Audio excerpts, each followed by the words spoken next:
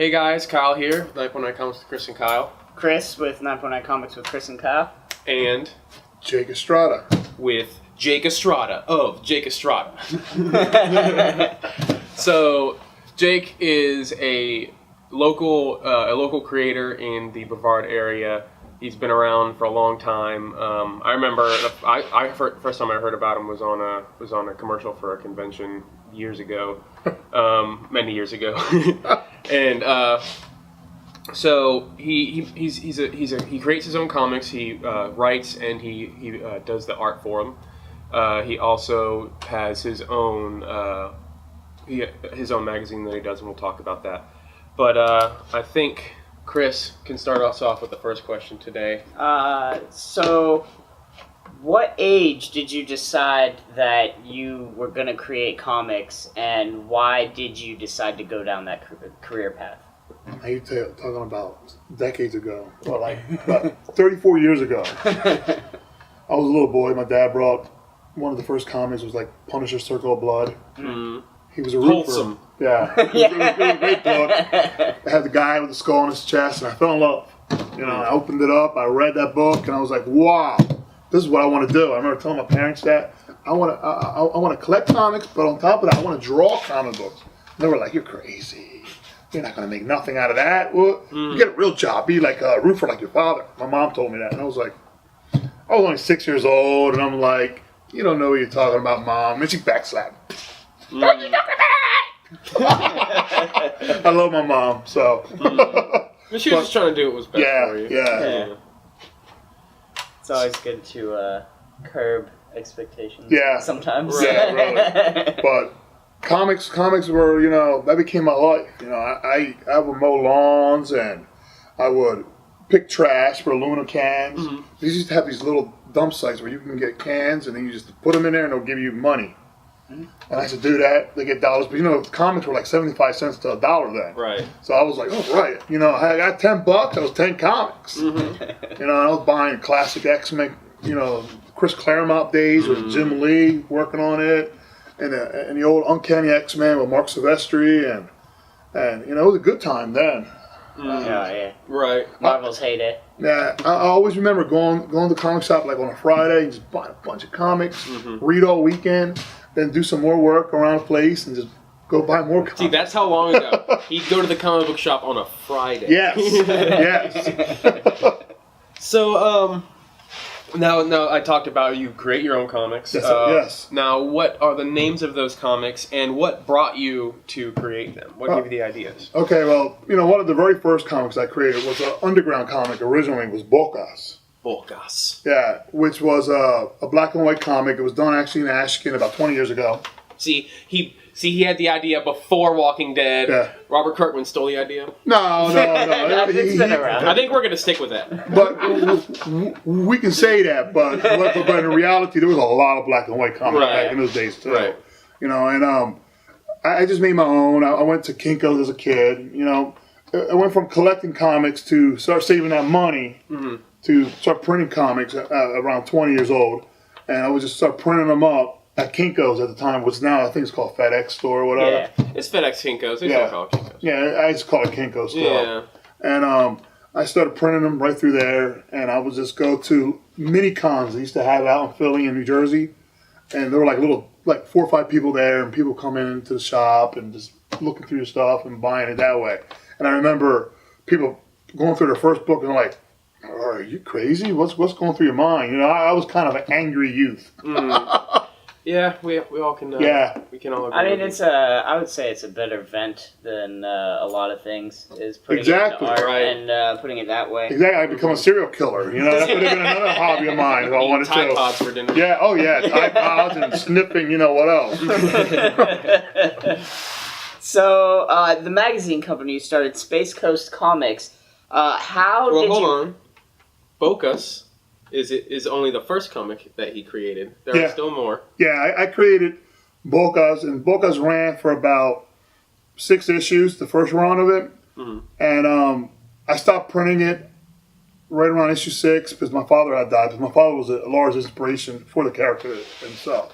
And you know, while we lived in tough neighborhoods, and I went through a lot of stuff, and my family went through a lot of stuff, I was very fortunate to have a great relationship with my father. So me and him used to sit down and have a cup of coffee and bread, traditional Puerto Rican food, I will say. Rice and beans, There's nothing wrong tostones. with coffee and bread. Yeah, I mean, when I'm talking about coffee, he used to give me a thermos full. He's like, here's your thermos, and here's my thermos. And we'll sit there and we'll talk for hours. And he used to talk about the Tainos from Puerto Rico and stories that he dealt with in he was a roofer in Philly, and that's a tough town. And he was talking about the drug deals that he saw and the shakedowns. He was just telling me stories, and I would just absorb that. So when I went around creating Bocas, I was like, hey, Pop, tell me some stuff. So he would tell me stories, and I'll start writing out the script, and implementing it. And I based the appearance of Bocas off my father at the time. Okay. And I have pictures too, and I'll send you the pictures in a little bit so you can check it out. I'll have them right here somewhere. And so me and my dad, we were really tight. So when he passed away, I lost inspiration for Bocas, and I kind of veered away and actually got some work from several different publishers at that time. Small outfits out in Chicago, and that's how I met other artists that I've known ever since then. And then I did books for them, as colorist and as letterer and all kinds of different things. And then eventually I came back around and I created other comic book characters.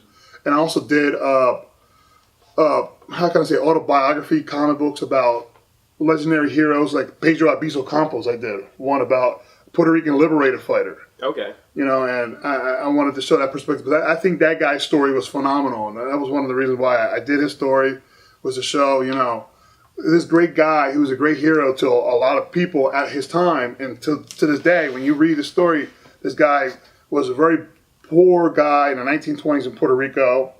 He grew up and he had, started going to school when he was 12 years old. And when he excelled through school and he went to Harvard Law, he ended up getting 3 degrees and was able to speak 12 languages. Wow. He became international, but he was also humanitarian, fighting for the island's wealth and its common good. And then you find out how the government turned on him, and they imprisoned him, and they poisoned him on purpose just to kill him. So I made a comic book about that. That really moved me at the time, and and then I did that book. Then I did a book which was a comedy book called The Prez Hate Zombies. Okay. And I saw quite a few of those when I did that book, and it was basically George Bush at the time, who was president then, a complete idiot. First one or second one? The son, yeah, okay. The second one. And he was a complete idiot in the book, and he accidentally started the zombie apocalypse. I made it. Accidentally? Yeah. Yeah. Complete nonsense in the book. And, the whole story runs out, and it was like a 50-page book I drew, one shot. Wow. That's impressive. And it was black and white, too.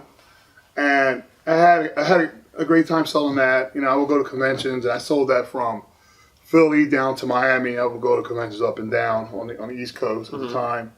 I was doing that, and then I eventually did a few other little books, and then it came to a point, I want to say, less than 9 years ago,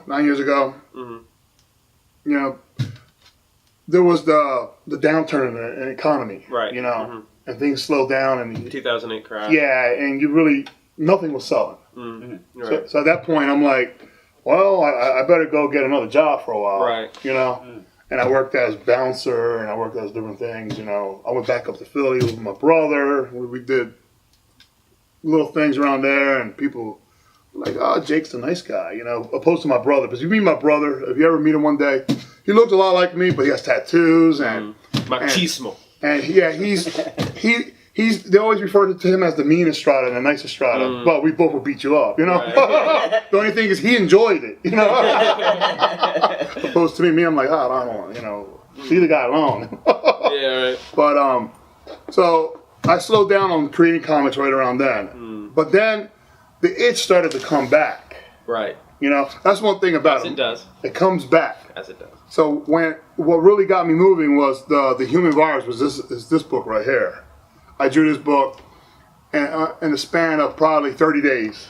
And I put it together, and it was actually done the old school way, you know, regular paper and everything like that, on my kitchen table. And I put it together, and I started submitting it to a few different places, and it was kind of weird. There's a local publisher here of a magazine called Bavard Live, and she's the owner of that magazine. Picked up the magazine at the comic at a convention I must have attended right out of Orlando at the time. And she's, oh yeah, I live in Melbourne. I told her, well, that's funny because I live there too.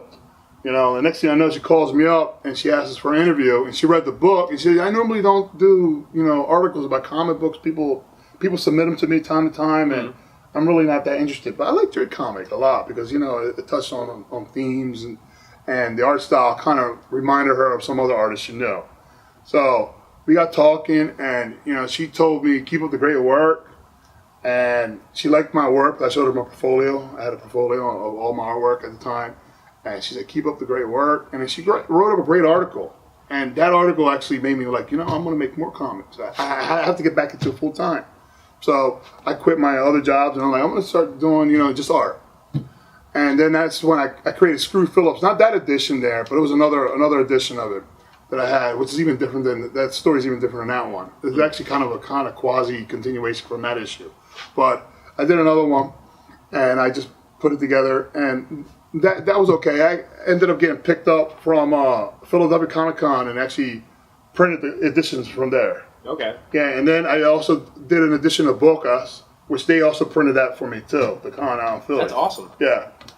So how did that work, printing comics from a convention? Well, there's one thing, it was about marketing. You know, when I really got into it, I was like, how am I going to make someone pay for it without me having to rely on getting people to buy it? So I went and actually started emailing these conventions, talking about, I'm going to print 1,000 copies, and you should sponsor it. And it's going to cost this much, and it's going to cost $400 to print 1,000 copies, black and white interiors with color cover.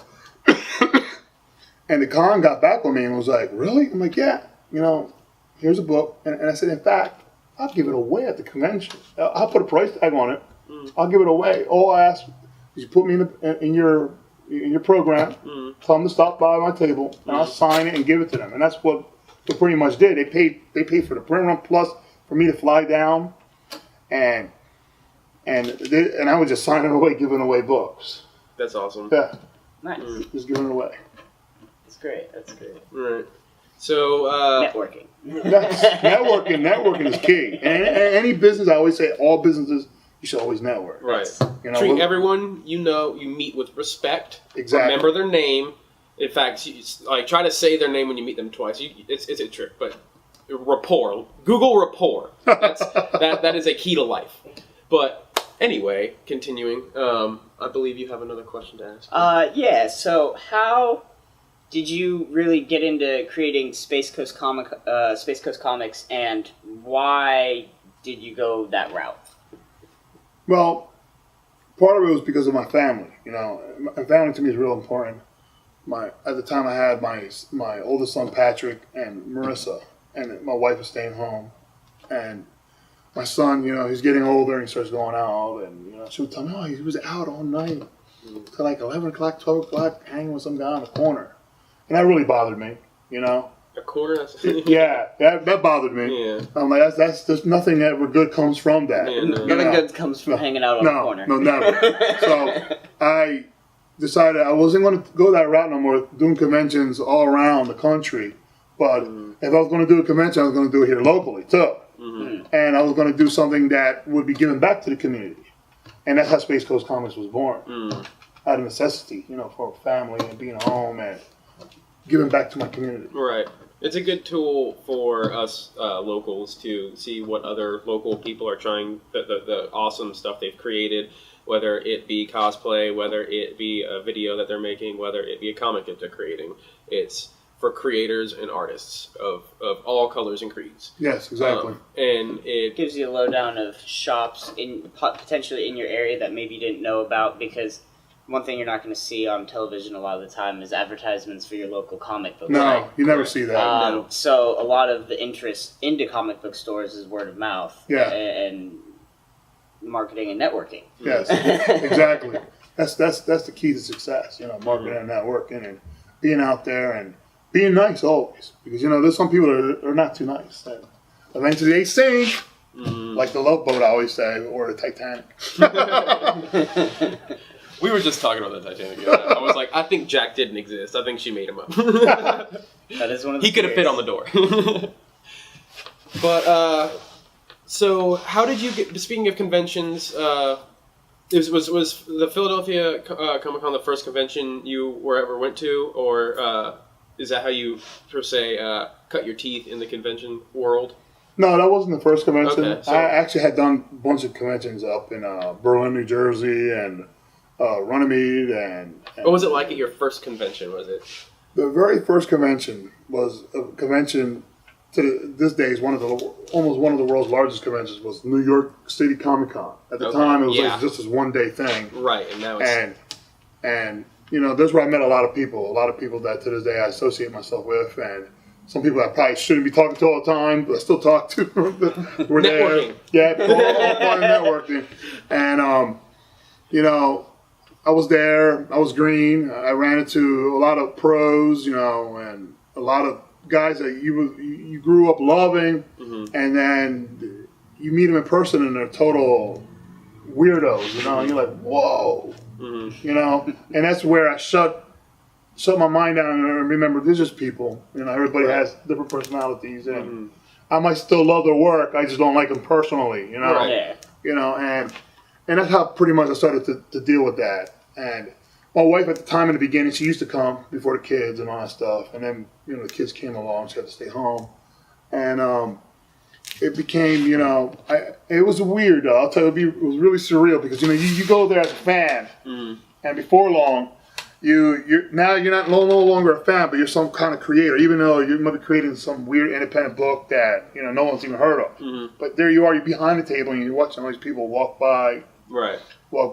And then I'll be sitting next to other independent creators and some of them crying, oh, no one's looking at my book, and I'm like, hey man, if only one person looks at the book, even if they don't even buy it, that's one more person that saw it, Right. And I never look at it in those terms of I sell or I don't sell. It's just me using that as a platform to advertise what I have. Marketing and network. Yep, exactly. Everything you do revolves exactly. around it. That's all to it, and that's how, I grew from that, and I took each experience as a learning experience, and I was like, well, I have to change this, I have to change that next time I go, and I have to add this and do this and that, and before long, that's how I incorporated, to start doing Space Coast Comics here at home. But that's a key thing in life. Take each failure as a blueprint to success. Yes, exactly. But continue, I'm sorry. And that's how I eventually started doing Space Coast Comics here, and then Space Coast Comics allowed me to network more people, and with that networking, one person would tell me, oh, I know this guy that's doing this convention. And there's where I met David Grace. David, old David. Yeah. Good guy. Shout out. Yeah, my brother from another mother.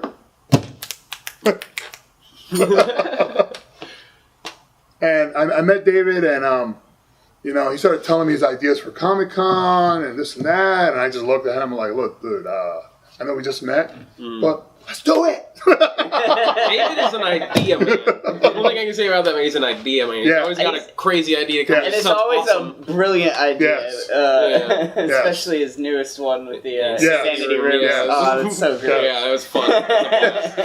So after you met David and started talking to him about cons and we're super excited to get involved, how far has that gone now? So I got involved with David, and then I started to make the programs for his convention at first. And then I quickly became a partner of his. And we ended up getting an office together, and where we started just coming up with ideas. Oh, let's do this, let's do that. And then we eventually settled on cosmography. And when we created cosmography, it was just a cosplay convention. We thought, it'd be cool just to have a convention for cosplay. You still got to sell comics and whatnot there. Yeah. But his primary focus is for cosplay. because that's a growing market and it continues to grow. You know, Right. More people are involved in it. I mean, TV shows talk about cosplay. You know, that's a huge market. And it can only survive with a tight knit community. Yeah, exactly. And what's great about it is that Brevard County actually has a very tight community. Very large. You guys are awesome. community. Yes, we love you. guys are All awesome. of them know each other in Yeah. some Yeah. way, shape, or And form. you know who you are, Yeah. and you're awesome. Yeah, because I think, you know, other towns, you know, doesn't have this kind of level of community that we do have for, you know, this kind of medium that we all love. For especially how small we are Yeah. and how weird this town is. Like, this is a very, like, everything's possible in this town. It's Yes, because, you know, I have friends up in Chicago, and I go out there at least every few years, and while they have comic shops, Mhm. the community is nothing as close and tight Right. as it is down here. Right. And it's just a regular big city with the hustle bustle and, you know, crime on the rise out there. You're And, just worried about you and yours. Yeah, It's and that's it. understandable. Yeah. you know, it's a dog eat dog world out there, and even my buddy, you know, out there, he's always talking about the conventions, and he's like, I don't know how you know, get advertisers. I tried it, and nobody even wants to shell out a penny, and I always tell them, because it's me, dude. If I was out there, I would get some advertisers. They see you and they see you as a goofball, and he just laughs at me. Right. And you're the first person anybody sees is like, that tall dude. I might scare him. Like, give me money now. But No. you could. No. I could, but I don't, though. Using your powers for good. Yeah. You can bring your brother and play good cop, bad cop. Yeah, I think if I brought my brother, we'd both go to jail. So, yeah. And how did you start with Space Coast Comic Con? So Space Coast Comic Con is actually David Grace's baby. You know, he's the father. Him and his wife, him and Julie Grace, and their kids. You know, he created a con. He really wanted to have an anime con, and because they love anime and they watched it together, and he did all those conventions, and we used to go out there, and he really, you know, so it was his baby. He started putting it together, and he noticed there wasn't really an interest in anime around here. But There is, but it's not as much of a community as with the comic Yeah. goers around here. yeah, exactly. So it's a little bit harder to market. And he would tell it to people, and people were like, anime, what's that? So then when he told them, it's like a Comic Con. And people were like, oh, Comic Con, like the ones in San Diego and New York. Okay. Yeah. And he said, why didn't you just say that? So that's how he birthed Space Coast Comic Con. Mm-hmm. And I met him immediately, like a week after he, you know, officially announced he was going to do it.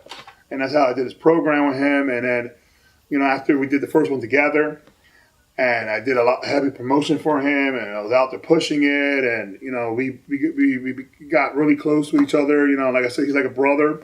I normally get close with people that, you know, are like David, like you guys. I respect you a lot. You're like family to me. Like Matt from here, you know, 9.9 Comics. I respect people that work hard and have, you know, great care and love for people, you know, and they go out of their way, you know, to help you and, you know, to foster something. And I respect that, and I honor that always. And so me and him, we got going, we got talking, and we had similar ideas. He's a wild, like you said, idea guy. Mm-hmm. And I have my own ideas of doing wild things. And I was like, it was a perfect marriage, you know, together. And like I said, we got our office. We ended up getting an office together, and we had it out in Palm Bay. And we used to go out there all the time and brainstorm. And we used to go running around, getting advertisers and sponsors. And, you know, we kept on doing that. I used to draw in there and, you know, The hustle. hustle bustle. You know, we just had to keep Marketing on. and networking. Yep, marketing and networking. You know, I was in the Melbourne Chamber. I've been in a lot of different networking groups over the years. And, because one thing I always looked at it too with the marketing is that people got to know who I am, you know, and one of the things that my father taught me was your name, you know, your name is the most important thing in the world, Right. you know, your name, if you turn it into crap, that's all you're going to be, a pile of crap, Right. or someone's going to say, oh, Estrada, Jake Estrada, that's an upstanding guy, even if I don't have a penny to my name, you know, I want people to remember, you know, that name, you know, Right. means excellence. And I try to strive for that in everything I do, you know. And even if it was cleaning a toilet, I would make sure I'll be the best toilet cleaner in the world. out there. You know, you got to take pride in everything you do. Right. Right. And yeah, like I said, I knew about you before I even met you. Like cool. off the radio, yeah. Sweet. And like you said, do good with your name. Yeah. It's a tactic that any good salesman knows is before you sell any product, you have to sell yourself. Yeah. You definitely do. You definitely do. You're learning. This is like a life how to building become a interview. salesman. If you have to try to become a salesman, we're teaching you. Yeah, you know, because it's very, very important that, you know, people know that you have integrity, that you want to complete what you're going to do, and, you know, things happen. You know, things pop up in your life, and you got to let the people know what's going on with your life. You know, you have to have open lines of communication. Exactly. And my thing with marketing is that I want to be your friend first before I ever take any money from you or any kind of deal. But I'd rather be friends, you know, and if you got no money, you know, it's all right. You know, I'll come and visit you time to time when I have time, you know, and we'll do something together always. You know, that's how I always looked at it. Right. You know, but there's just some people out there that they just look at dollar signs and they want to make it a very cold and calculated relationship, and I guess it's good for them, but it's not good for me though. And it's also not good for the comic world. No. From independent to the top rung, it's how things start to go on the downward spiral. Yeah, you know, no matter where you look. Yeah, when you start caring about money more than the content is when you might as well just quit. Yeah, you're doing yourself a disservice, and you're doing everyone else a disservice, and you're ruining the market. I always say. Right. Yeah. Exactly. So moving on from the conventions, you're currently filming Bocas. Are there any other films that you've been involved with, and what can you tell us about Bocas itself? Yeah, I want to give a quick shout out. You know, Cosography and Space Coast Comic Con is coming up pretty soon. Yes, it is. That is correct. And you know, that Cosography is first. It's going to be June 30th, I believe. I'm going to be wrong. I can slap myself later. I'll put up a advertisement right now. And now on to your question about the movies I started. You know, it's kind of funny because along the way with creating Space Coast Comics, I met Anthony Fiala, another local artist. You know, fat man, nice gentleman. Always kind of funny. He always tells you a funny story, even though I've heard it about a dozen times already. It's still a funny story. Yeah. And he's like your favorite uncle. Yeah, favorite dirty uncle, I call it. So. You know, I met him, and he immediately said, "Oh, I'll love to cast you as a Mexican wrestler." And I kind of made a joke out of, so the Puerto Rican has to play a Mexican now. Oh, okay, I see how things are. And he's like, no, I just like to be Joe. My California playing with you. So, you know, he made this little cheesy Fat Man episode. I was in there, and I was playing the serial killer, cereal, you know. A bowl of cereal. 2 scoops of pain. 2 scoops of pain. You know, and I had fun filming that. And that would have been my first thing I did for TV or for movies or anything like that. But, you know, there's been all kind of delays with that, and it's never really officially ever been released. But right around the same time, a local guy out of Merritt Island called Brandon Tabato. He contacted me and he said, "Oh, I would love for you to be in my movie called Loons." So I read the script, and the idea of it was great, you know. And I was like, "Okay, I'll do it." And I jumped in and I started doing that. And from doing that, I got contacted and I did another thing. And then before long, Matt reached out to me at the time, and whatever he was filming at the time, I did a few things with him. Was this Last Days? Last Days and Back to Black. Yeah, Back in Black. Back in Black, and then I did Cottontail. Right, you did. You got Cottontail. Yeah, I did Cottontail, which you don't see my face there. You just see this big buffoonish guy with a mask on his face, funny, running around. But you know, I took it and I got paid a little bit out of that, and you know, and then I eventually just decided I was going to do my own movie. You know, I always wanted to make my own movie. I always wanted to come back to Bocas.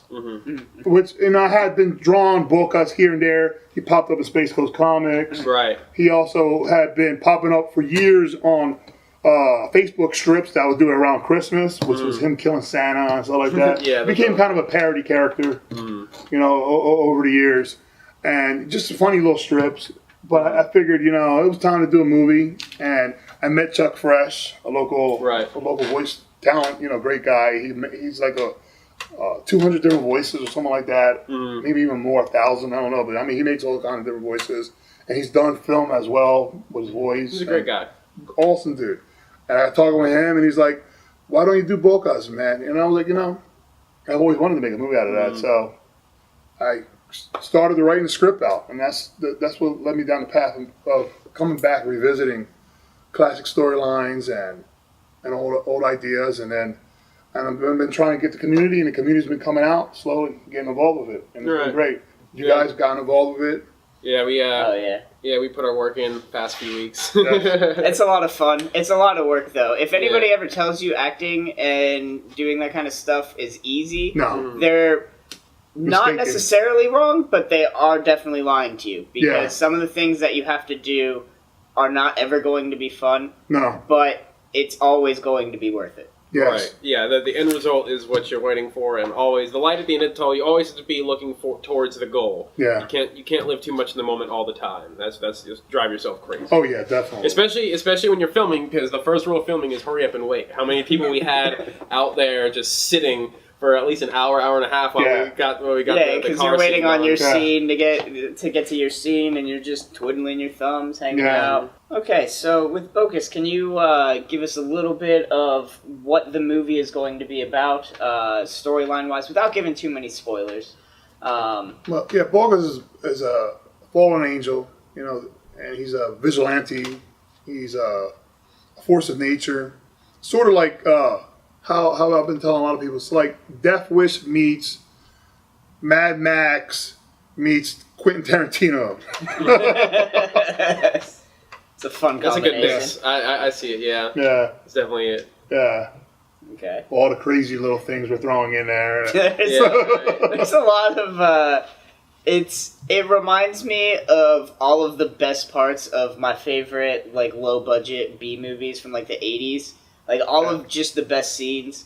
The extravagance, the humor, everything about it is just yes. Yeah. The at-home feel. Yeah. So, where can people find out more about Bocas, and what's the estimated release date? Any plans on how we're releasing it? I'm planning, once the movie's complete, I'm planning on trying to submit it to film festivals, Sundance, local movie theaters. I'm going to be pushing it out there, because I want the world to see it. Right. I mean, I don't care how cheap it is. I want the world to see it. Right. And I'm proud of the people I'm working with you guys. I'm proud of the friends I've made out of this, and I'm it's something to be proud about the accomplishment of what we're doing here. Right. With, like I said, $0. Right. Yeah. There's a budget of we're not. This movie is funded by the actors and the crew and the hard workers who help us out. Yeah, it's a passion project. Yes. And so I'm hoping, and this is just me stretching it. It'll be late 2018. It'll be done sometime. If not, I'm okay with it. But I'm going to keep on taking our time with it, and do it right and do it right. Yeah. You don't want to rush it. No, there's no rush. But the summer months are coming, and maybe I'll be able to wear a suit. And a lot of outdoor scenes, a lot of dress clothes. And we might slow down. We're like, whoa, it's too hot today. Let's go home. Got sweat stains on.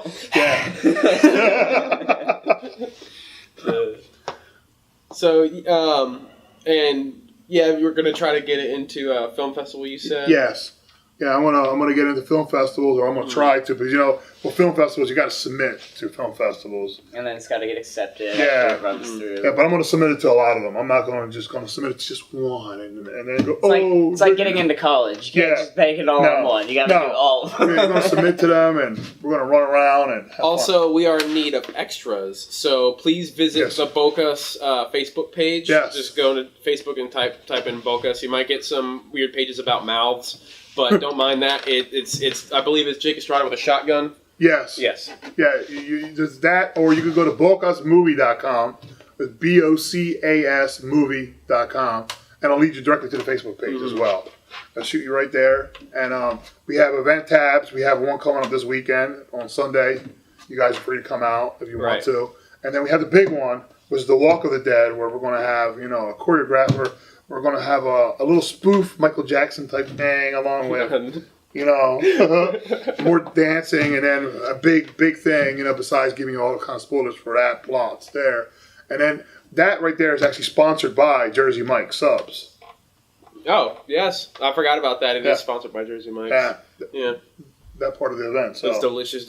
Oh yeah, it's so delicious. I dream of them sometimes at night. See, when you walk into a Jersey Mike's, it doesn't smell like a sub shop. It smells like a deli, and that's the key to a good sub shop. Yes. When like Subway smells like Subway, Jersey Mike's smells like a deli. Yeah, you know, but most original sub shops are deli shops. Mm-hmm. Right, exactly. Italian markets or something like that. You know? Remember Mash Hoagies? That was a good place. That's one of the places. Is that open anymore?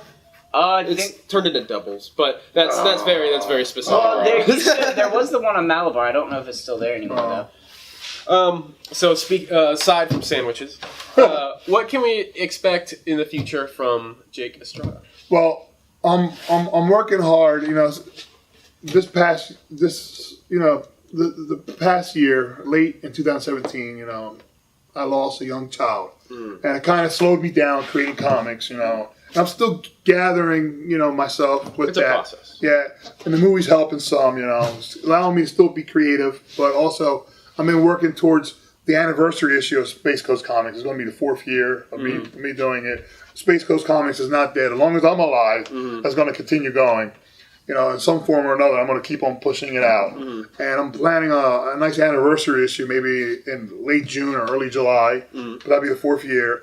And I'm going to try to push it and have little events here at 9.9 Comics. I want to do one. I want to do one at Famous Faces and one out at Infinite Mushroom. You know, the 3 main comic shops in our community that support local arts, that supports the local community, the local cosplayers, people that have a heart. Like-minded individuals. Yes.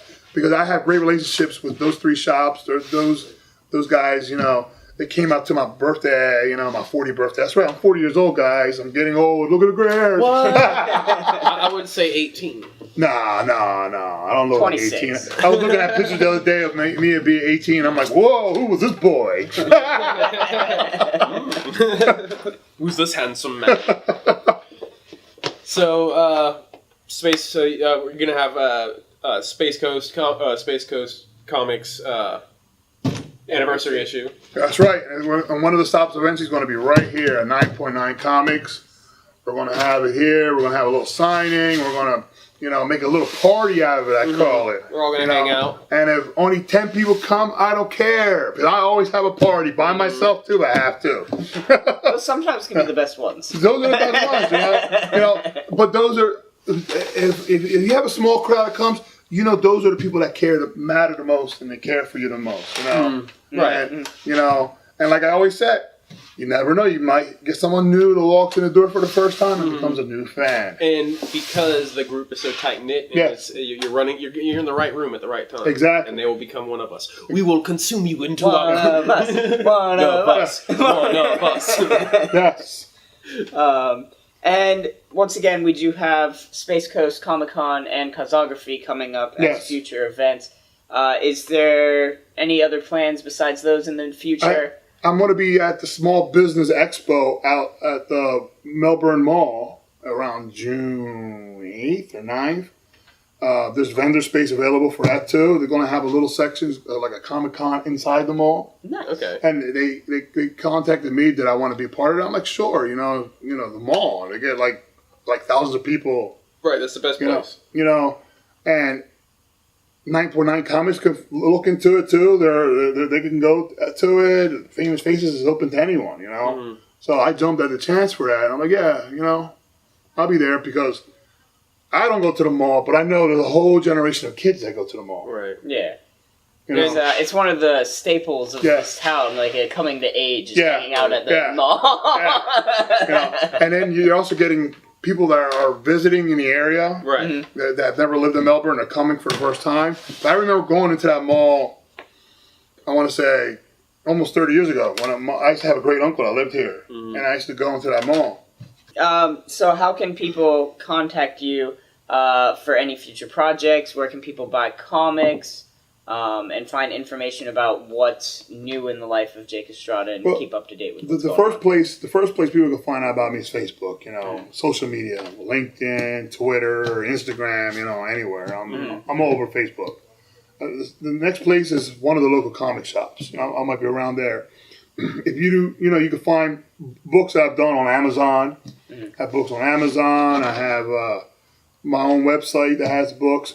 Most importantly, I always tell people, if you want a comic book, go to one of the 3 comic shops that supports me here locally. You know, 9.9 Comics, Famous Faces and Funnies, and Infinite Mushroom. Those 3 people. You can go to them, even if they don't even have it. Just say, hey, you know Jake Estrada? You know, he does his book. I really want to read it. They'll make sure to pull it for you. They'll find it. They'll contact me, you know, and I'll drop it off just for you. Right. You know, so. And we can put those links in the description. Yes. Right, for his Amazon. Yeah. So, you know, I'm everywhere, or you find me at a convention somewhere at one point or another. Right. You know, that's a very easy place to find him. Yeah. You won't miss him. No, you won't. We can do this shirt. I think you're wearing it. We can do this as his catchphrase. Yeah, we can do this. Whenever I'm having a bad day, Jake always posts. We can do this on Facebook. I'm like, you know what? You're right, Jake. Yeah, I haven't done it as much, but yeah, I still do it time to time. Yeah, well, you can't saturate it too much. Yeah. Can't always do it, but we can do this. Yeah. You don't want to drive a good catchphrase into the Right. Yeah. You don't want to be the Fonz. Hey. Yeah, wear it out. Yeah, but that's still around. So is it really worn out or a timeless classic? It's a timeless I classic. think that's a debate for another time. So, this has been an episode of Sales and Marketing with Chris and Kyle. I've had a good time. Jake Estrada, of course. We'll put all the necessary links if you want to learn more about him or purchase any of his books. Of course, we'll put a link to the Bocas Facebook page at the bottom as well. All the links that we've talked about, if you need anything, we'll put at the bottom of the description. Let's link we should have a link for the IMDb page for Bocas as well. Right.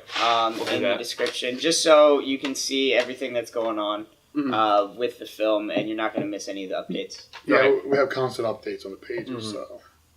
Get it on your wall. That's right. So, thanks for sticking with us, guys, and please watch 9.9 Comics with Chris and Kyle. We're actually going to start recording here after this. After this camera turns off, we're going to start doing that. But thanks for hanging around, and have a good one. Thanks, guys. Bye.